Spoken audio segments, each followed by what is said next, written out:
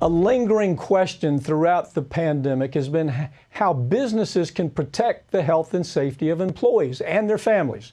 Yet some politicians have been pushing hard for legal immunity, preventing workers from holding companies accountable.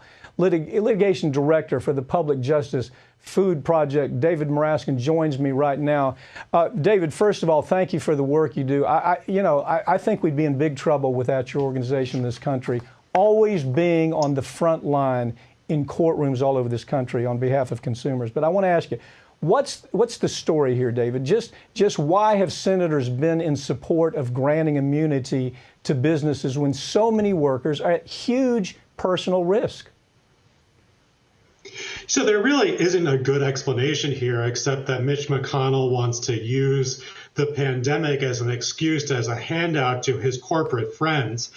What has happened is that the Republican majority leader in the Senate has held up any stimulus bill on the condition that there be an immunity package tied into it. We're currently hearing that maybe he's finally backed away from that. But the reason there's been no stimulus for the last few months is he's been trying to immunize corporations from a wide range of conduct. And that has nothing to do with actually stimulating the economy and make sure people get back on their feet from the coronavirus. Well, you have been fighting the creeping immunity for a long time. I mean, your organization was there to fight the immunity issue for the gun industry. You fought immunity on so many fronts. But this is the first time that I think the public understands how ugly this right that we're giving to corporations to kill people and get away with that without any responsibility. This is the first time the public's paying attention to it. Thank goodness they are. Thank goodness your organization is leading that charge. Millions of people, this is really the story, millions of people are hesitant to return to work out of fear of getting infected. If businesses are granted immunity, how is this going to affect the workforce? I mean, why does a person go to work and then they go home and they say, I can infect my whole family?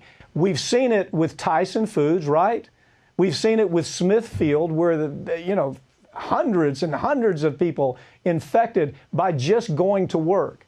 So how does this affect the workforce if they know there's nothing we can do about it if daddy dies of COVID? Yes, if you look at the meat industry, to date, there have been over 1,200 plants that have had outbreaks of COVID-19. And what this bill would do is it would say not only going forward are you not allowed to recover if you get injured on the job, but looking backward. What's so shocking about this bill is it removes rights people thought they had up to this point. What it says is if you go back to December 1st, 2019, you lose your rights to be able to hold your employer accountable. Moreover, it ties the government's hands. What this immunity bill says is that if the government would normally be able to pursue an action, be it under OSHA or Title VII or the ADA, as long as the employer is taking any steps that it believes at all are to trying to prevent COVID-19, then you can't sue the employer. And right, what we're talking about is getting rid of bedrock principles of a liability in American culture that's supposed to hold employers accountable. What the bill would do is it would say you could only hold an employer accountable if you prove something that the bill calls gross negligence. But what we actually know is something much higher. What it says is that you have to prove recklessness, a mental state that the employer intended to harm the worker.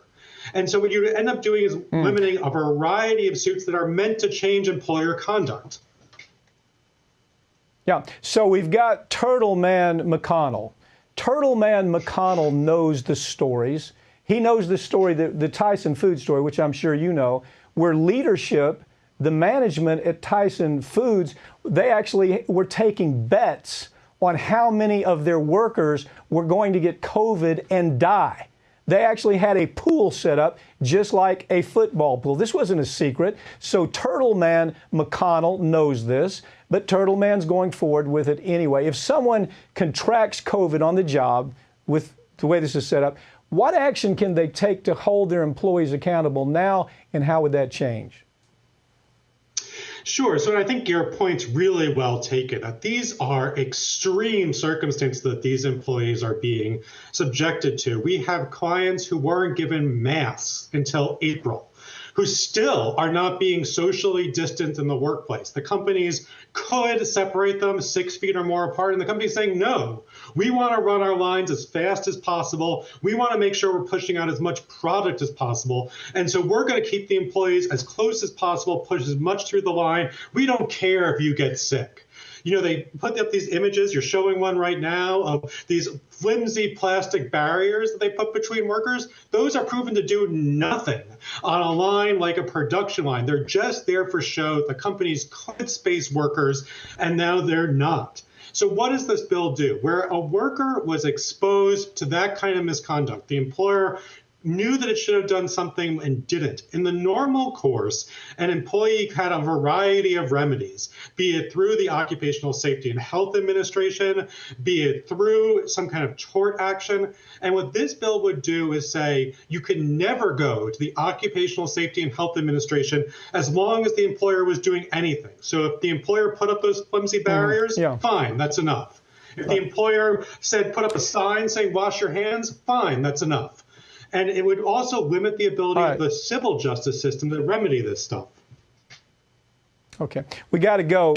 Keep up the fight. I want to have you back on the show as this bill starts making its way through Congress. Thank you for joining me, okay?